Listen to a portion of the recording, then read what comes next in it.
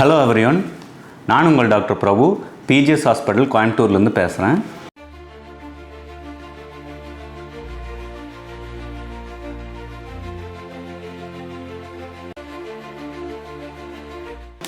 So இன்றைக்கி ஒரு மிக முக்கியமான ஒரு டாபிக் பற்றி உங்களோட டிஸ்கஸ் பண்ணலான்ட்டு இருக்கேன். ஸோ இன்றைக்கி எதை பற்றி பேச போகிறோம் அப்படின்னா கொலஸ்ட்ராலினுடைய நன்மைகள் தீமைகள் என்ன, இந்த கொலஸ்ட்ரால் உடம்புல ஏறாமல் இருக்கிறதுக்கு சாப்பிடக்கூடிய கொலஸ்ட்ரால் மாத்திரைகள் அது உடம்புக்கு நல்லதா கெட்டதா அப்படிங்கிறத பற்றி தான் நம்ம இதில் கொஞ்சம் விரிவாக உங்கள்கிட்ட பேசலாம் அப்படின்ட்டு இருக்கிறேன். ஸோ கொலஸ்ட்ரால் அப்படின்னாவே என்னென்னா ஒரு ராங்கான இன்ஃபர்மேஷன் நம்மளுடைய மக்கள் மத்தியில் பேசப்பட்டு வருது. கொலஸ்ட்ரால் இருக்குது, கொலஸ்ட்ரால் வந்துருச்சு அப்படின்னு அது ஒரு தீமையான ஒரு விஷயமாகவே அதை நம்ம பேசிட்டும் பார்த்துட்டு இருக்கிறோம். ஸோ நம்ம மனதளவில் அது என்னென்னா கொலஸ்ட்ரால் அப்படின்னா அது ஒரு கெட்ட பொருள் அப்படின்னு நம்ம நினச்சிட்டு இருக்கிறோம். ஸோ அது உண்மையாலுமே தவறான ஒரு புரிதல் உங்களுக்கு. ஸோ நம்மளுடைய பாடியில் எல்லா விதமான ஹீலிங் ப்ராசஸ்க்குமே பார்த்திங்க அப்படின்னா கொலஸ்ட்ரால் அப்படிங்கிறது ஒரு மிக முக்கியமான ஒரு வேதிப்பொருள். ஸோ இந்த கொலஸ்ட்ரால் இல்லாமல் நீங்கள் எதுவுமே பண்ண முடியாது அப்படிங்கிறது தான் உண்மை. இன்டெப்த்தாக நீங்கள் இதை தெரிஞ்சுக்கிட்டீங்க, கொலஸ்ட்ரால் பற்றியான உண்மை தெரிஞ்சுக்கிட்டீங்க அப்படின்னா கொலஸ்ட்ரால் அப்படிங்கிறது ஒரு மிக முக்கியமான நன்மை தரக்கூடிய ஒரு பொருள் நம்மளுடைய உடம்புக்கு. ஸோ இதை நம்ம குறைக்கிறோம், ஸ்டாட்டின் மாத்திரைகள் எடுத்து குறைக்கிறோம். ஸோ அது உண்மையாலுமே நல்லதா கெட்டதா அப்படிங்கிறது ஒரு $1 மில்லியன் கொஸ்டின் தான். பட் ஆஸ் அ டாக்டராக நான் சொல்ல வேண்டிய விஷயங்களை உங்களுக்கு சொல்கிறேன். இதனால் ஒரு சில நல்ல புரிதல் உங்களுக்கு ஏற்படும். அப்படி ஏற்பட்டுச்சுன்னா எனக்கு ரொம்ப மகிழ்ச்சி தான். ஸோ இந்த ஸ்டாட்டின் மாத்திரைகள் அப்படிங்கிறது எதுக்காக கொடுக்கப்படுறோம் அப்படிங்கிறத நீங்கள் தெரிஞ்சுக்கணும். அதாவது நம்மளுடைய லிப்பிட் ப்ரொஃபைல், கொலஸ்ட்ராலினுடைய பார்த்தீங்க அப்படின்னா லிப்பிட் ப்ரொஃபைலாக பார்க்குறப்போ எல்டிஎல் அப்படின்னு சொல்லுவோம், லோ டென்சிட்டி லிப்போப்ரோட்டீன் அப்படின்னு சொல்லக்கூடிய ஒரு கொலஸ்ட்ரால் தான் என்ன பண்ணும் அப்படின்னு கேட்டிங்கன்னா அந்த நார்மல் கொலஸ்ட்ரால் எங்கேன்னா நம்மளுடைய கல்லீரலில் உருவாக்கும். ஸோ இது எங்கெல்லாம் ஒரு ஆக்ஷன் தேவைப்படுதோ அங்கெல்லாம் இந்த கொலஸ்ட்ராலை இந்த எல்டிஎல் அப்படிங்கிற லிப்போப்ரோட்டீன் ஒரு கேரியர்ஸ் எல்லாம் எடுத்துகிட்டு போய் அந்த இடத்துக்கு கொடுக்கும். அந்த இடத்துல உண்மையாலுமே ஒரு ஹீலிங் தேவைப்பட்டுச்சு அப்படின்னா அந்த கொலஸ்ட்ரால் அங்கே கொடுத்தா அதை அந்த விஷயத்தை சரி பண்ணிவிட்டு திரும்ப வரும். ஸோ இந்த மாதிரி நடந்துட்டுருக்கிற டைமில் சம்டைம்ஸ் இது அந்த ஹீலிங் ப்ராசஸ்க்காக தான் எடுத்துகிட்டு போகும். ஃபார் எக்ஸாம்பிள் ஒரு இடத்துல ஒரு பர்டிகுலர் ஸ்பேஸில் ஒரு டேமேஜஸ் நடக்குது நம்ம உடம்புல அப்படின்னா இம்மீடியட்டாக அந்த இடத்துல கொலஸ்ட்ரால் எடுத்துகிட்டு போகும். அந்த இடத்துல ஹீலிங் ப்ராசஸ் நடக்கும். திரும்ப தேவைப்பட்டுச்சுன்னா திரும்ப கல்லீரல்கிட்ட இந்த கொலஸ்ட்ரால் கொண்டு போய் கொடுக்கும். ஸோ இது ஒரு ப்ராசஸ். அப்போ ஒரு சில இடத்துல இது ஓவர் டெபாசிட் ஆகலாம். அப்போ ஆத்ரோஸ்க்ளெரோட்டிக் பிளாக்ஸ் அப்படின்னு சொல்லிட்டு இரத்த குழாய்களில் அடைப்புகள் உருவாகலாம். பட் இதனால தான் அப்படின்னு நம்ம பர்டிகுலராக நம்ம சொல்லிட முடியாது. ஸோ இது யாரெல்லாம் எடுத்துக்கலாம் அப்படிங்கிறது பார்த்தீங்க அப்படின்னா இந்த எல்டிஎல் கொலஸ்ட்ரால் அப்படிங்கிறது யாரெல்லாம் எபோவ் 190 மில்லிகிராம் per டெசிலிட்டர் இருக்குதோ அவங்க இந்த ஸ்டாட்டின் மாத்திரைகளை எடுத்துக்கலாம்.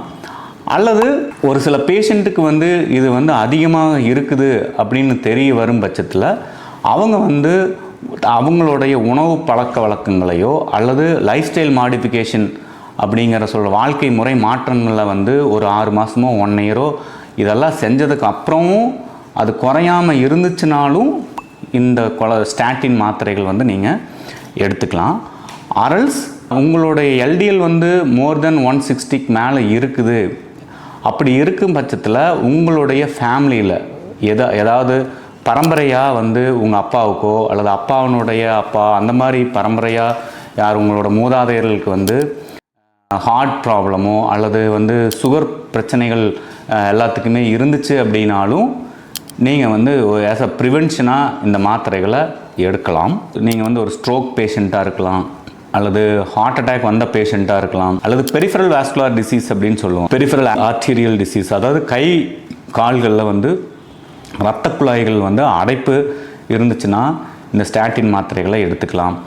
இல்லை அப்படின்னா உங்களுக்கு சுகர் க்ரானிக்காக நீங்கள் ஒரு டயபெட்டிக் பேஷண்ட்டாக இருந்துச்சுன்னா இந்த ஸ்டாட்டின் எடுத்துக்கலாம். இந்த ஸ்டாட்டின் மாத்திரைகள் நீங்கள் சாப்பிட்றப்போ இது என்ன செய்யுது அப்படின்னு கேட்டிங்க அப்படின்னா இது ஒரு ஆன்டி இன்ஃப்ளமேட்ரி ட்ரக்காகவும் ஒரு சம்டைம்ஸ் இது ஆக்ட் ஆகும். அல்லது ஹெச்எம்ஜி கோஏ ரெடக்டேஸ் இன்ஹிபிட்டர் அப்படின்னு தான் இதனுடைய வேலையே. ஸோ இது என்ன பண்ணுன்னா கல்லீரலில் உருவாகக்கூடிய கொலஸ்ட்ராலினுடைய லெவலை அளவுகளை இது குறைக்கிறதன் மூலிமா நம்மளுடைய உடம்புல கொலஸ்ட்ரால் குறையுது அப்படிங்கிறதா இதனுடைய உண்மை. ஸோ அப்படி பண்ணுறப்போ உங்களுக்கு நன்மைகளை மட்டுமே கொடுக்குமா அப்படின்னா அதனுடைய அனதர் பார்ட்டையும் நம்ம பார்க்கணும். இந்த ஸ்டாட்டின் மாத்திரைகள், கொலஸ்ட்ரால் குறைக்கக்கூடிய மாத்திரைகளை நீங்கள் சாப்பிட்றப்போ என்ன விதமான தீமைகள் உங்களுக்கு நடக்கும் அப்படிங்கிறதையும் நீங்கள் கருத்தில் எடுத்துக்கணும். அப்படி தீமைகள் இதில் என்ன நடக்கும் அப்படின்னு பார்த்தீங்க அப்படின்னா தசை வலிகள், உடம்பு பூரா ஒரு விதமான வலிகளும் ஒரு வீக்னஸ் இது எப்பவுமே கொடுக்கும். ரெண்டாவது பார்த்தீங்க அப்படின்னா இது லிவரில் டைரெக்டாக ஆக்ட் ஆகிறதுனால லிவர்னுடைய மற்ற நொதிகள், அதாவது என்சைம்ஸ் உங்களுக்கு அதிகமாகலாம். சம்டைம்ஸ் லிவர் ஃபெயிலியர் கூட இதனால் ஏற்படலாம். மூணாவது மிக முக்கியமான ஒரு விஷயம் நீங்கள் இதில் புரிஞ்சுக்கணும். ஸோ இது தேவையில்லாமல் கொலஸ்ட்ரால் அதிகமாக இருக்குது அப்படின்னு நீங்கள் சும்மா ஒரு ப்ரைமரி ப்ரிவென்ஷனாக இதை எடுக்கிறீங்க அப்படின்னா இந்த கொலஸ்ட்ரால் லோவரிங் ட்ரக் அப்படின்னு சொல்லக்கூடிய ஸ்டாட்டின் மாத்திரைகள் நீங்கள் உங்களை ஒரு சுகர் பேஷண்ட்டாக உங்களை மாற்றிவிடும்.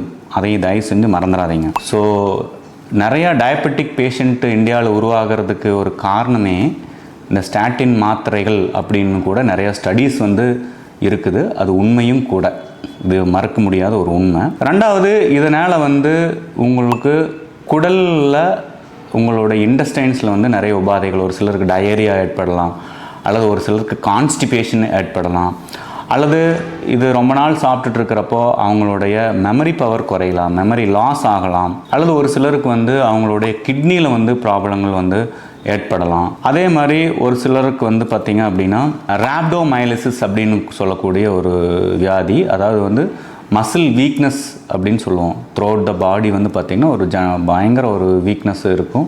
ஒரு சிலருக்கு இதனால் ரொம்ப மசில் லாஸ் ஆகி அவங்களால நடக்க முடியாமல் கூட போயிடலாம். ஸோ அதனால் நீங்கள் ஸ்டாட்டின் மாத்திரைகள் எடுத்துக்கிறதுல ரொம்ப கவனம் செலுத்தணும். இது ஒரு சில நல்ல விஷயங்கள் பண்ணாலும் நிறைய கெட்ட விஷயங்களையும் பண்ணுது. அதை நீங்கள் அதுக்கான இம்பார்ட்டன்ஸ் கொடுத்துட்டு உங்களுடைய ஃபிசிஷியனையோ உங்களுடைய கார்டியாலஜிஸ்ட்டவோ நீங்கள் கேட்காம இதை சாப்பிட வேண்டாம். ஸோ முடிஞ்ச வரைக்கும் என்னுடைய டாக்டர் பிரபுவனுடைய பர்சனல் அட்வைஸ் என்னென்னா, ஸ்டாட்டின் மாத்திரைகளை எந்த அளவுக்கு நீங்கள் தவிர்த்துக்கிறீங்களோ அந்த அளவுக்கு உங்களுடைய உடல் ஆரோக்கியமாக இருக்கும். ஸோ அதை மாத்திரை எடுத்து மட்டும்தான் கொலஸ்ட்ரால் குறைக்க முடியும் அப்படிங்கிறது இல்லை. நான் ஃபஸ்ட்டே சொன்ன மாதிரி உங்களுடைய உணவு பழக்க வழக்கங்களை மாற்றுங்க, வாழ்க்கை முறைகளை மாற்றுங்க. ஸ்மோக்கிங் இருந்துச்சுன்னா அதை அவாய்ட் பண்ணுங்கள். ஆல்கஹாலிசம், அதையும் ஆல்கஹால் இன்டேக் இருந்துச்சுன்னா அதையும் தவிர்த்துக்கோங்க. ஸோ இந்த மாதிரி வாழ்க்கை முறை மாற்றங்களை நீங்கள் எந்த அளவுக்கு உங்களுடைய ரொட்டீன் லைஃப்பில் செயல்படுத்துகிறீங்களோ அப்போ நம்ம இந்த ஸ்டாட்டின் அப்படிங்கிற ஒரு மாத்திரையிலேருந்து முற்றிலும் விடுபடலாம் அப்படிங்கிறத நான் உங்களுக்கு தெரிவிச்சுக்கிறேன். நன்றி, வணக்கம்.